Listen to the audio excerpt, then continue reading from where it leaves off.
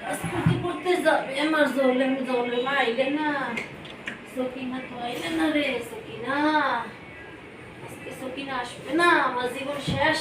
মা মা মশা লাগবে আমার, আল্লাহ আমার কাজ করতে করতে জীবন শেষ। আল্লাহ, আরে সকিনা আজকে তাইলে না, সকিনা রে। আহ সকিনা, এমনই কষ্ট। আরে সকিনা আজকে আসলে না, আমার কোমর টমর সব ধরে গেছে, আমি আর কাম করতে পারবো না। ওর এমনই কষ্ট হয় না, আমরা তো কাজের মানুষের কষ্ট বুঝি না। না, কালকে আসলে ওকে ছুটি দেবো, আর ভালো করে বসায় মোটা ভরে খাওয়াবো। ওর অনেক কষ্ট হয়, আমরা একদিন কাজ করতে পারি না, ও প্রতিদিন আমার সব কাজ করে দেয়। ওদের কষ্ট কেউ বোঝার নাই। আসুক সকিনা, কালকে ওরা আমি বসে আরাম করে খাওয়াবো। এখন মোর গড়গুলি মুইসা মুই শেষ করি।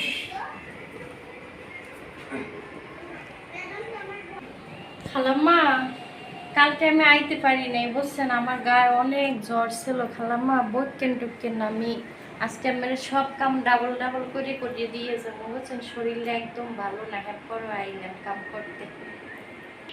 আরে সকেলা তুই আওয়াজ নেই, তাহলে কোনো রাগ করিনি বুঝছস। আমি কালকে কাজ কইরা আমি বুঝছি তোদের যে কত কষ্ট রে, এত কষ্ট কইরা মোর সব কাজ করো। আজকে তোর কোনো কাজ করা লাগবে না, আজকে তোর ছুটি।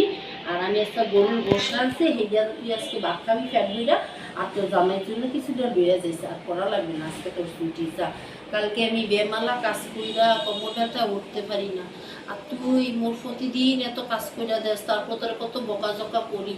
তুই মোর সাথে রাগ করিস না বুঝছো, তোর মা থাকলে তোর বকতো না।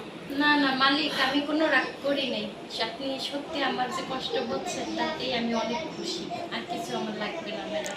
আচ্ছা যাই হোক, প্রতি শুক্রবার তোর আওয়া লাগবে না, তোর ছুটি দিলাম বুঝছো। আর আয়, গরু বসে রাখছি, এই দুটো ভাত খাবি, আয়।